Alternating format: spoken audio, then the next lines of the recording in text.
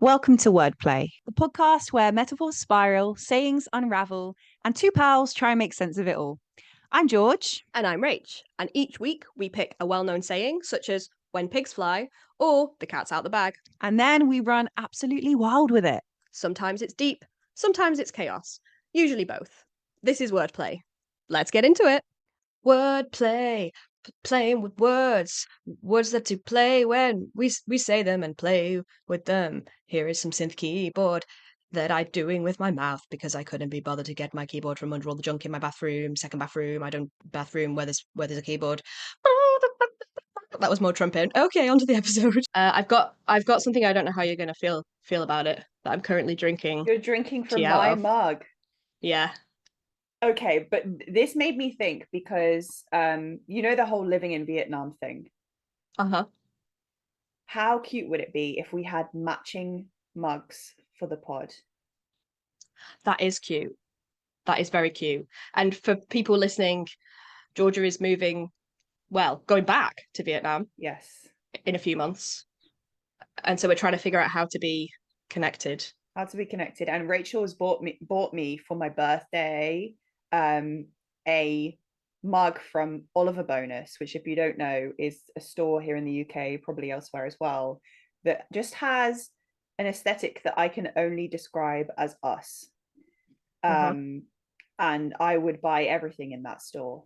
And she bought me a mug from there, and it says Bestie, and it has the best texture ever. And it's short and wide and just a delight to drink out of. And it's what I use every time I'm at her house. For those of us watching the video, I feel like this is sort of a QVC advert, and I'm going to display said mug now. There's maybe three things wrong with this. We will start the actual pod in a minute, but come on, this is the most important thing right now. Three things potentially wrong with this. Number one, it's your mug.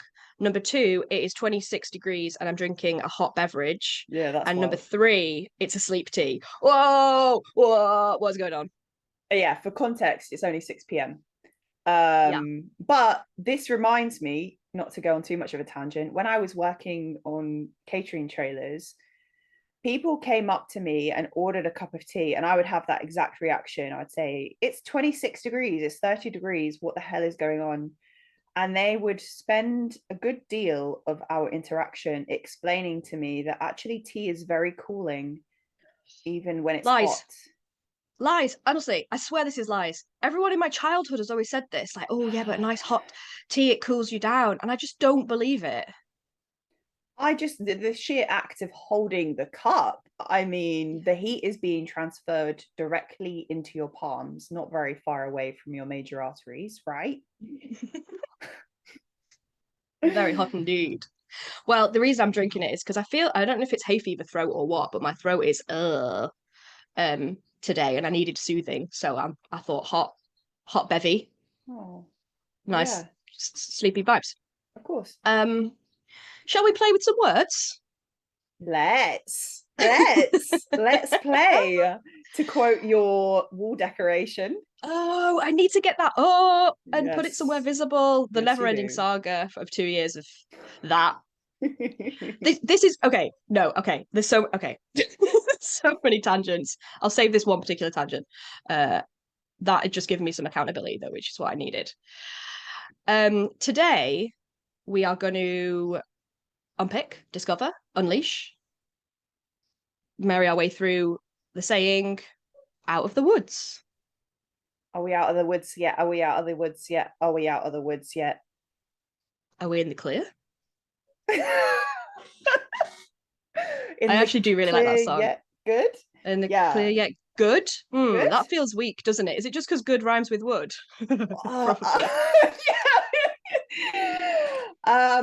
I mean, it's more impactful when she does it. Let's put it that way. Yeah. Tell me every single thing that comes into your head when I say the phrase "out of the woods," not to give you too much to deal with at once. Okay. Well, I mean, the main thing is utter rejection. Like I think it's just the rebellion that is instinctual in me to everything that people say and do. But I think, well, why not stay in the woods? Sure, it might be a bit Okay. scary sometimes, might be a bit messy, especially after dark. But there is plenty of opportunity for foraging. There's plenty of opportunity to better your navigation skills.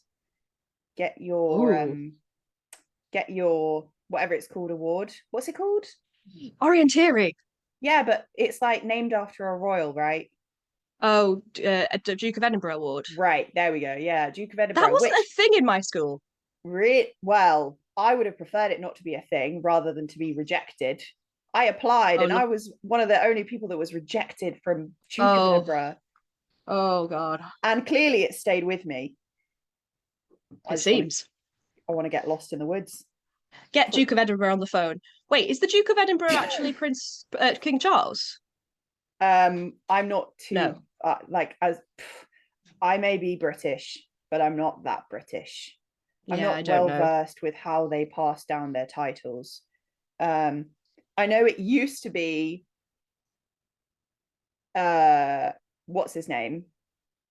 Married to Oh, Prince Philip. yeah. It's Prince Philip. Okay. Although when you type in who is the Duke of Edinburgh, the first thing that comes up is the Duke of Edinburgh's award. That shit runs deep. Okay, so Duke of Edinburgh, to clarify, has not been passed on to anyone else? I'll be honest with you. There's nothing that is coming up on the first page of Google that makes that clear, and I have lost interest in that thread. Yeah, me too. So, and if we have, then everyone else definitely has. So let's get this train back on the track. Yes. Back on the map. Those are my initial thoughts. Why not just stay in the woods? Also, Taylor Swift. What about you? Well, when you said it gives you a bit of that, like, wanting to reject and rebel against it, I thought, ooh, interesting, because I don't hear it as like a get out the woods or like, are you out of the woods? Like, I don't hear it as like a I'm being told what to do voice, if you know what I mean. Okay. But I hear it as like a, oh, are you out, like, concern? Like, are you out of the woods? Or oh, I'm not sure how. really?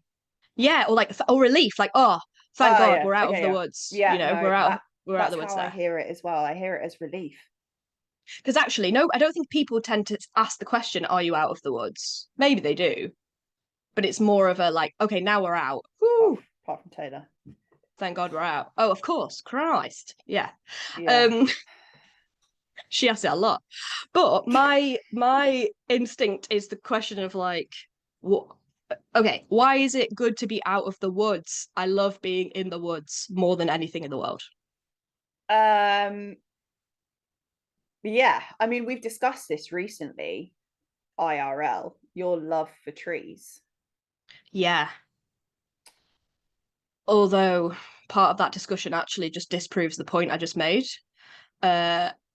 Because last time I went for a woodland walk, I couldn't relax because I ended up being the only person there with one lone man. And in my head, because society and because I watch so much true crime, my head was like, why would this man be alone in a wood if not but to murder me? So I mean, in that you would have felt better if it was a bear, let's be honest. Oh, would I? Would I? Oh, this is a whole thing, isn't it? This question. Yes, it is. Okay, so for context, everyone, Rachel has returned to Instagram after a huge hiatus. And so she is missing pop culture references for the last 2 years, 2.5 years. Yeah, I've just been offline and I've been happy that way, but I'm so out of touch.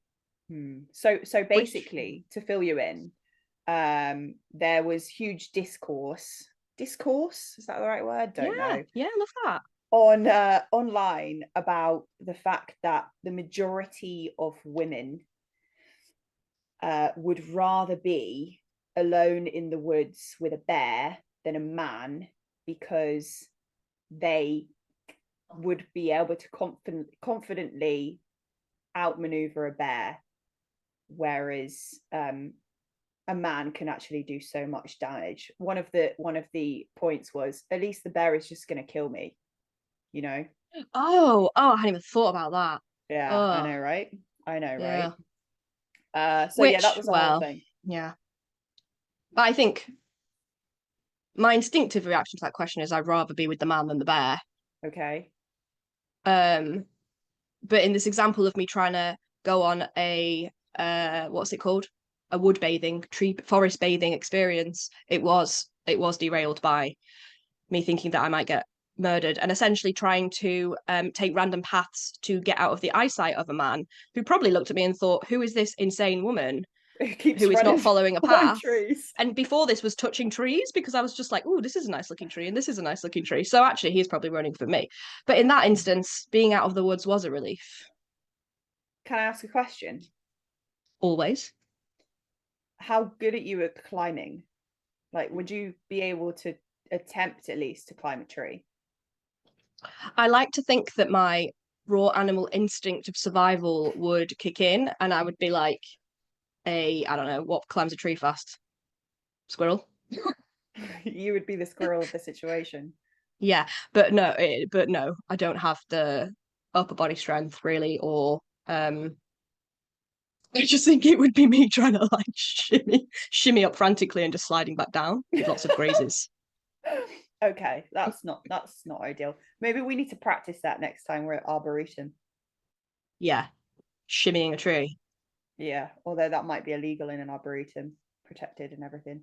True, I don't want to damage one of God's greatest creatures, the tree. Well, they do have some good trees though there. We should go back there. So clearly we're both people that have a pull to the woods, so we don't want to be out of them. Yeah, I know what the saying is about. It's about like being in an issue, right? And then finding your way out of the issue, even when it feels like you're surrounded and there's no way out. Which is a great that's why I think it's associated with relief, because you have found an escape from a potentially panicking, disorienting situation. Yeah, out of danger. But yeah, I don't know. The woods are very calming to me, so I'm not sure that it works. I don't want to be that gal who every single week comes on and says, no, this is actually a load of rubbish, and I think the opposite. So eventually I need to watch myself on that. You can just speak your truth, honey. Okay, well, my truth is that I really enjoy trees. Okay, Yeah, I don't think it's a purposeful trying to be, in opposition to the cause. It's just hey, this is what I think. Yeah, I mean, if you go into the woods and you look up and you see either the sun or the little stars above the canopy, magic. Tell you what, though, actually, see, this is why I'm on the fence with this one. As a Britain dweller, there aren't a lot of woods. Like even if we got lost in the woods, in a non-metaphorical sense, we were out in the woodland and we got lost. Yeah, there isn't a lot of danger we're going to find ourselves in. I suspect for people that are in countries where the woodland is, maybe a lot more foresty, expansive. or there's bears, or you're going to get lost, and the Americans, exactly right. Like if you're getting lost in a national park, or whatever, there is a lot more present danger, and so you would want to be out of the woods. Oh yeah, that's so true. I'm speaking from such a British lens. Wow. But those are glasses you're wearing, baby. That's all you can do. Oh yeah. That was my thought. I was like, woods are lovely. Why would I ever want to be out of the woods? And then I thought, actually, when you were talking about like what was it, orienteering, or like look, it helps you get better at directions. That was the first point where I went, oh no, because like I'm not good with directions. I don't want to get lost. That's quite stressful. So you find the feeling of being genuinely lost a stressful experience? If I have somewhere to be that I can't find my way to. Oh, so only if you have a deadline? Only if other people are relying on you to be in a certain place at a certain time? So let me give you an example of when I've been like, probably, would this be my most lost in a non-metaphorical way? Not Probably. Okay. So years ago when I was at uni, I used to volunteer for Alzheimer's Society. Mm-hmm. And I was at Oh, uni in Durham, yeah. and I got the bus to Darlington, and I didn't have a phone with maps at the time, so I had like written down the Google Maps instructions and got off the bus to Yeah. walk to like where we were having this tea afternoon together to like celebrate volunteers. But I didn't realize that when you got off the bus, like I knew the directions, but I didn't know which way I was supposed to be facing to begin the directions. So I basically wandered around Darlington. Was it Darlington? I think it was. And it was a 10-minute walk from the bus stop to the place. And I wandered around for an hour and a half. And at one point I got lost in a wood. Like, I don't know how I got there. It was next to a Tesco. Um I had to call, and this is the other thing, and this probably says a lot about me. I had the phone number of the person, but I didn't want to call it because I didn't want to sound like an idiot. So eventually I did, and they came and picked me up, and I had like mud on my trousers from getting lost in the wood. And I'd missed it all, and I was just there for like the last 15 minutes. So that was very stressful, partly because I was like, I'm supposed to be somewhere, but also because I had no idea where I was going or how to get there. But equally, I was in civilization, so I could have just asked. If worse came to worse, I could have just like Ask asked anyone. somebody, you know? Yeah. But there you go. Wow. Wow, that is incredibly stressful. I can see why you wouldn't want to be in the woods after that experience. But to your question, right? It's like, well, it was about being like, so having somewhere to be. I feel like there's something at the heart of your question, which is like, it's fun to be kind of intentionally lost. Yeah. I mean, I love being lost. It's one of my favorite things. It's one of my Ooh. favorite things. Tell me more. Not knowing exactly where I am and just allowing what? Allowing the universe to decide my fate. I don't know. Mhm. It just it allows me to be present in my body and in the world and experience the my senses, and the wind through the trees, and the noise that the leaves make, and the heat of the sun on my skin. It allows me to appreciate all those things in a way that I Mm. don't when I know exactly where I am, what I'm supposed to be doing, what I'm supposed to be saying, who I'm supposed to be talking to. Yeah, it allows me to detach from the need for a greater plan Mhm. for enough time to like actually enjoy being alive. Beautiful. Mm. Is Now I want to know what the definition of lost is. Because in that example, I'm like, but are you truly lost? Because you know where you ultimately know you're going to be able to come out the other side. What do you mean? Well, as in, because I agree with you on that. Like, I like if we're talking about say going for a walk and getting lost, I like not having to follow a path and just kind of go where the nature or the inkling takes me Right. because of what you were just saying there, really. And also, like, it takes so much effort to figure out directions that I'm like, oh, just let me wander and see what happens. But like, and maybe I haven't got as lost in that scenario as you have, but I feel like but I'm not really lost because I know where the exit, like I still know roundabout where I am and that I haven't strayed so far that I'm going to get stuck. Okay, so what this is telling me is you have way better sense of direction than I do, because mine is so easy to disrupt. So you feel like when you what you just described as being lost, you're like, no, I am actually lost. I don't know what where I am or what's going on. So the dictionary definition, right? Mm-hmm. Unable to find one's way, or not knowing one's whereabouts? Well, So the not knowing one's whereabouts, I have felt on a couple of occasions, usually when I've been on a one of the modes of transport where you can sleep, so like a sleeper train or a boat or whatever. Not a plane, because that's not the same. It's just taking off in one spot and landing in another. Whereas if you wake up in the middle of the night on a boat or a train, then and it's dark outside, then you actually have no way of knowing, if unless you have like GPS or whatever, of where you are. So that's the only time that I've not known my whereabouts.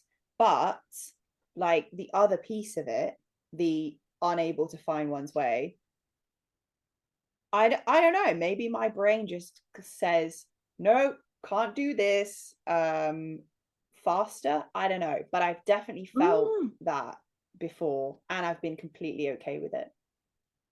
I was about to say, did you feel panicked? No, I actually feel the opposite. I feel at ease.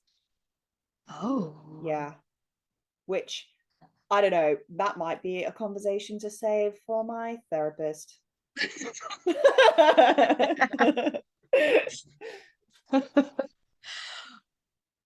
So you don't think you've ever been lost then? Have you never had that panicky feeling of like, oh my God, I'm never going to find my way out of these woods, or metaphorical woods? Well, my brain's trying to work on two planes here, which is the literal and then extrapolating to the metaphorical, which I definitely have. So let me compartmentalize them separately. Okay, you do that, and I'll acknowledge that you use the word plane, which is very relevant for trees. Plane? Yeah. What did I say? Wood plane. Did I say the word plane? Yeah, I don't recall. You said your brain's working on two planes. Wow, look at me. See, yeah. I can lose myself in a conversation. Yeah, wait, you don't know your way out of this one right now. Clearly you feel okay with that. Well, and also, I mean, if you're going to talk about this on a level of like memory, I'm lost all the time. Like in terms of like doing things and then having no memory that I've done them is a pretty disorientating feeling. That's when I feel the most lost, actually. Does it make you feel like you're in the woods? Whoa. The woods in your mind. It makes me feel, oh my God, so many visuals. No, it makes me feel like I am in a white room that's got nothing in it, and I'm looking around and I'm like, I don't know, how am I supposed to find I cannot see anything, so how am I supposed to find yeah. Why does that correspond with feeling lost? It's because there's nothing to like grab onto. That's interesting though, isn't it? Because like there's oh my God, so many images. There's feeling lost because there's, say, like you're in the woods and there's so many trees, and which path or direction do you take? Yeah. And then the image I just had is like almost feeling lost because there is nothing there. So how do you choose a direction when there's literally nothing there? Well, see, for me, that replicates the idea of being surrounded by thousands of trees that look exactly the same. Obviously, they don't look exactly the same, but it's like every direction looking the same. No indicators of, because if a room had windows or a door, that would be an indicator of an escape route. Yeah. But if everything looks the same or there's nothing there, then there's no obvious escape route. Yeah. So I think geographically I've never been truly lost, because the times when I was lost, I had a phone.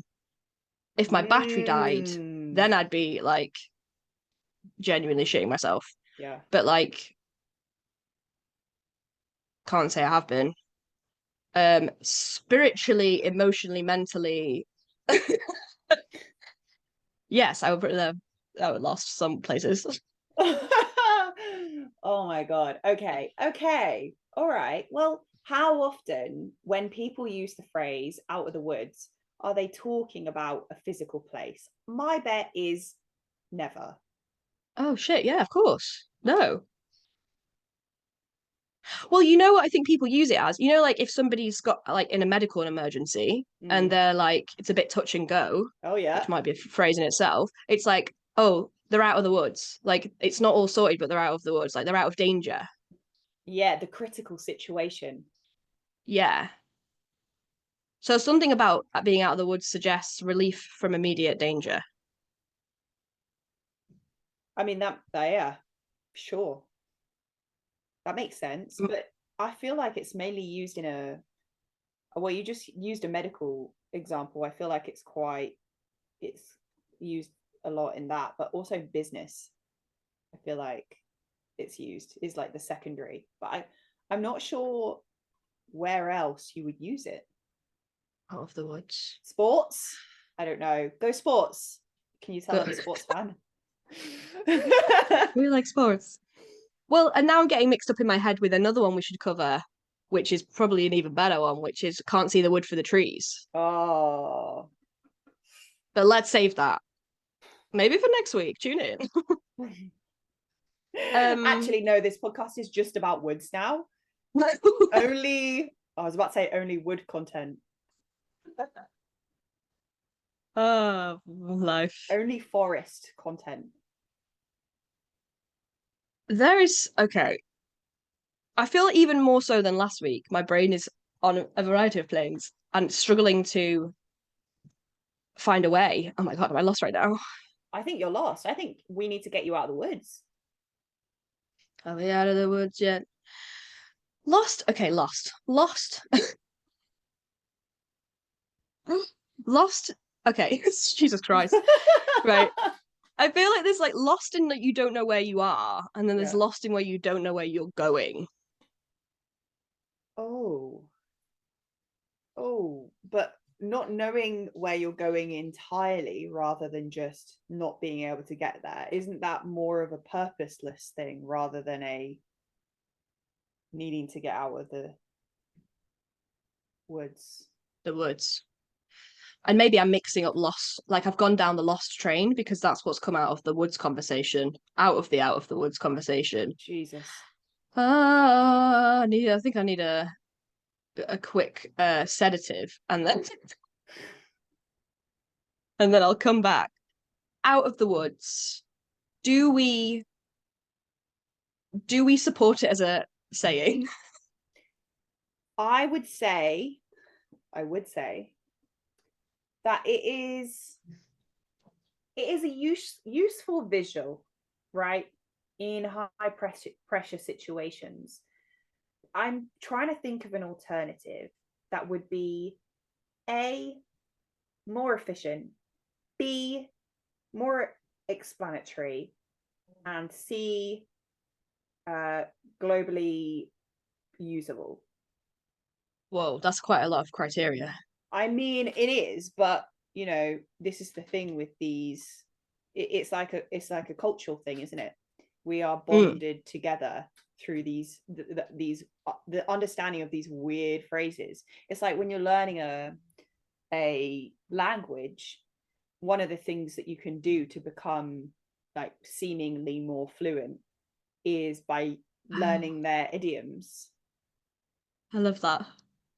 And that's a Yeah, because they must marker. mean nothing. Like people speaking other languages. Yeah. No, Yeah. they have the same, they have idioms for the same like reasons. So there will be one in every language for we've made it through that period of danger and we can see clearer now. We can see clearer now. We didn't even touch on that. That's why part of the metaphor, isn't it? Is that when you're surrounded by woods, you can't see what's out there until you get out on the plains. On the plains. But I think that's more about not seeing the wood for the trees, no, than being out of danger. Because it doesn't really matter if you can't see clearly, if your priority is just getting out of the danger. Well, it does because you need to get out, but because in the hospital context, like getting somebody out of the woods is like getting them out of the immediate danger of like massive blood loss or whatever, and then going on to be able to, okay, now we can start working on the actual Yeah. So you need By to be the outdoors. way, I have no medical experience or degree whatsoever, so just disregard everything I'm saying. Well, okay. Oh no, I've gone down too far. I was just Googling it again out of the woods to see. Actually, I can't remember why. But Going down now rabbit hole. there's a Reddit thread, but it's English learning, decoding the out of woods mystery. Oh, right. So you're looking at it from an outsider's perspective right now. But Yeah. so yeah, so what I was going to say Oh, was every language has metaphors for the same ideas. So in French and Spanish and German, they'll have a phrase that's used for saying that somebody is out of that immediate danger, right. and into the clear, as Taylor would say. But you know what? Then why aren't people just saying you're out of danger? Which a lot of, there's my brain just fell out. I have an immediate answer for you. I don't know if it's a correct answer, but No, go on. I have a gut feeling, which is that we are very emotional beings that are actually quite restricted by our language. Oh, love. Our language can only express a small portion of the things that we think and feel, and language and obviously, physical body language and how we choose to dress and everything like goes into that as well in terms of our communication. But language, like spoken language, is the biggest way that we do that, and because it's so limited, we kind of have to, and for brevity's sake, Brevity. yeah, we need to find phrases that express everything that we're feeling in like 5 words or less. I love this. You're right. You're right. And actually, I feel like I'm for some reason I'm not getting like I don't feel stressed about this, but I feel like the way it's coming out of me is like I'm stressed, like it's like I'm like, why? What is going on with this? It's for some reason it's igniting some kind of thing inside of me. But what you've just explained really well is the whole reason why I think we started this podcast and why we love these kinds of phrases is because I I I love that you can say a word or a phrase or a sound effect or give someone an image and it will just like ignite a world of imagination and association and feeling that comes with that that is beyond what direct like literal language can do. So thank you for reminding me why I love this. Yeah, that, and you say the same word in 5 different tone of voice, and okay, we don't have the same complex intonation differentiation when it comes to words meaning completely different things like in other languages, Yeah. like Mandarin, but we have a similar thing in that the word is still the word, but the meaning of it changes slightly depending on the context and your tone of voice, which I think is a beautiful workaround alongside metaphors and idioms to try and express ourselves better. Well, and actually that makes me think of like comedy, right? Like there's so much comedy or comedians that the reason they are funny is all about the intonation or expression of a phrase, and they will go over and over when they build their shows out, practicing what lands in a funny way that often is kind of like indescribable, but it might just be a little bit like offbeat or unexpected. Yeah, absolutely. And Out of the woods. all of these you trying to change the meaning now by changing the tone of your voice and where you're putting emphasis. That just sounded like like if you go on Google and pronunciation or whatever, and it's like a bot. Out of the woods. Oh my god. Coming to ChatGPT, the Rachel voice. It'd be like, "Wah." But what I was gonna say was, what was I gonna say? God knows. different tones and expression, different meanings. Isn't that nice? Isn't that nice? Out of the woods. Yeah. I think we should return to where we started, Okay. which is, when I say out of the woods, what is the feeling and imagery that comes up for you? Yeah, see, despite having that whole conversation about how logical it is that we have these phrases and how integral it is to our culture and finding meaning and understanding others and connecting, building community, whatever else. I didn't actually say the word community, but I felt it was inferred, so I'm just going with that. Mm-hmm. My gut feeling is still I want to be in those woods. And I, again, don't know what that says about me psychologically. I think maybe a vacation is in order. That I can just get lost in the woods and be okay with it and enjoy the lack of responsibility other than for myself. Lovely. But I see sun coming through the canopy. I see amazing different shades of green. I hear rustling all around. I hear incredible bird song. The crunchy leaves underfoot. Oh, I love a crunchy leaf. So I think I'm sticking Sorry, with go it. on. I'm sticking with it. You know, I respect that. I can appreciate the phrases spot in culture and communication and understanding, and also say, you know what, doesn't work for me exactly because I love woods too much. There you go. Beautiful. Beautiful. And I think weirdly, or not weirdly, but like a lot of people's like visualization happy places or places of comfort are woods and forests. And I would say mine is like if I'm doing a visualization, I mean a lot of them I choose are wooded ones, right? Like I'm imagining myself walking through a wood and and taking in that made me think of it as you were describing it then. And I think of that as a lovely, comforting place that I want to be.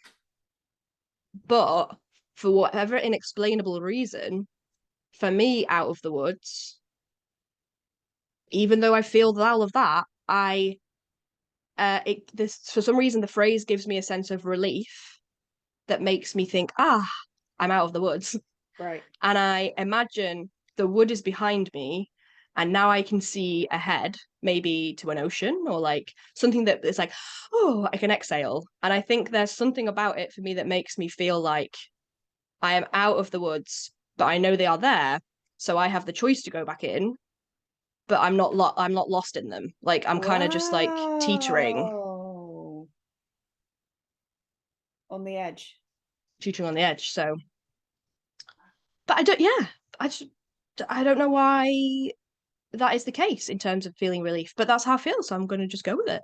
Do you know, as you were speaking, I realized how much it's impossible for me and perhaps a lot of people listening to hear the phrase now without thinking of that Taylor Swift song.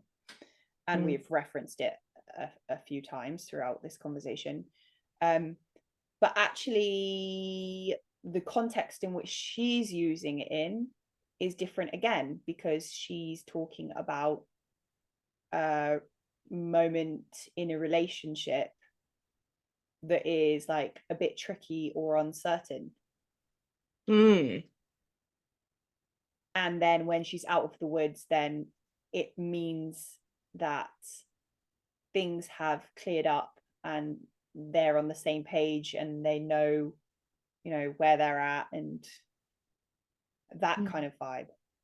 Yeah. Which relates, but it's like in a different context again.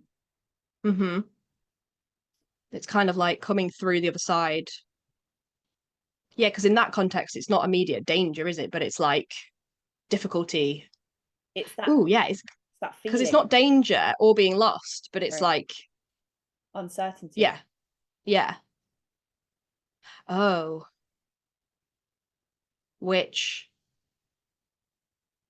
blah, blah, blah. What where the million places. Okay, let me just give you my inner dialogue then. It was like uncertainty. I want to ask Georgia about her relationship with uncertainty. Do we have enough time to have that conversation? What's my relationship with uncertainty? Mine's got a lot better because it used to be really bad, but maybe that's why I want trees. Maybe she wants to be in the trees because of that, and maybe I want to be out of the trees because of that. That's what happened. So your question is, what's my relationship with uncertainty, and is it related to the fact that I don't mind being in woods? Yes. I think it's highly related to the fact that I don't mind being in woods, because I have, I think, put up with uncertainty long enough that I've befriended it, Mm-hmm. and I now actually relish in it. It's the possibility that anything could happen, Ooh, which is okay. really exciting. This makes a lot of sense. This tracks with wanting to be lost in the woods. Wow. Look at us psychoanalyzing each other live. Right? Oh, and this also whoa. This also tracks because my relationship with uncertainty has very much evolved, but even up till a couple of years ago, I remember speaking to my coach about this. It's like I'm scared of the dark, and I'm still quite scared of the dark. And the reason that is because when the lights are off, I can't see what's in front of me. And so I can't look I imagine all of the worst case scenarios and I can't plan for the danger. Mhm. So I think where I'm at with this woods are behind me, but horizons ahead is like I'm more comfortable with being in the woods and the unknowns, Mm. and I don't need to see the route. But like I like to know that there's a choice to be in it or not. Oh my God, this is going to open up my whole ramblings and yappings on the idea of the artistic idea of picturesque, in which you paint a landscape with certain elements to make the viewer feel like they've discovered the perfect place to start a home and to feel safe. It's like you have something that's coming from you going deep into the distance. You have woods on either side, you have a valley, you have a water source, you have all of these things, and the Mm-hmm. idea is that if you have all of the elements together, even if one on its own isn't like fulfilling as a human, or even if it's scary as a human, the woods is what's coming in for me here. If you put everything together in a good enough ratio, then it has the ability for your Maslow's hierarchy to start checking off, because you'll start feeling like your needs are being met by your surroundings. Ooh, wait, and this is like in terms of a visual like imagery or art or like Right. Yeah. that encapsulates what it is to be like picturesque. Yeah, exactly. If anyone wants to do a deep dive on that, I would highly recommend starting with Ruskin. It's a great example of going into picturesque landscape painting. That's so interesting. Yeah, I mean, he's a bit of a misogynist, but we'll ignore that. Learn about the picturesque stuff first. Oh, okay. Yeah, I feel like I need to go and do something went on some creative. rides there. Yeah. I was gonna round it off, but I feel like we've rounded it off. Yeah, I think maybe we decide whether it's going to stay or whether we need to replace it with something. Ooh, we should get little paddles where we can vote. Do you know what I think is that actually the dictionary definition that we started with is incorrect, because it's not about danger, it's about uncertainty. Oh my God. Ooh, she's blowing the roof off this place. Yes, right, because in like a medical situation that neither of us are qualified, but like out of the woods isn't they've improved and they're a lot better. It is we are out of the uncertain situation of knowing if they're going to survive or not. Like we're out Right. of that. Yeah. Yeah. Holy moly, cannoli, cannoli. Wait, any more comparisons? I suppose in Taylor's version in that relationship, the uncertainty is, are we going to work this out? Are we not? Yeah, do I know what they're feeling? Am I like trying to read their mind right now? Like, how do I know that they're on the same page as me? All of those things. Right. And then when we were talking about me never feeling geographically like I was lost, I think it's because I always had certainty that there would be a way for me to find where I needed to go, i.e., call somebody. Yeah, because you had your phone. So I didn't yeah, cool, okay. All right. I think I need to go and listen to 1989, the album. Oh, I might do the same. In fact, I'm going to put that song on right now. I don't know if you saw, if you're watching the video, there are various points where I started bobbing, and it's because I just needed to like play out the first few lines of it in my head to just like finish it off. Perfect. Wow. Okay. This has been lovely. So lovely. I think next week, maybe we'll talk about Can't See the Wood for the Trees. Maybe we'll talk about something. Can't remember entirely. any other one on the list right now. We'll surprise. I can remember them all at once, but I'm not going to do any spoilers. Can you? We'll see you there. Memory. See you there. Yeah, see you there.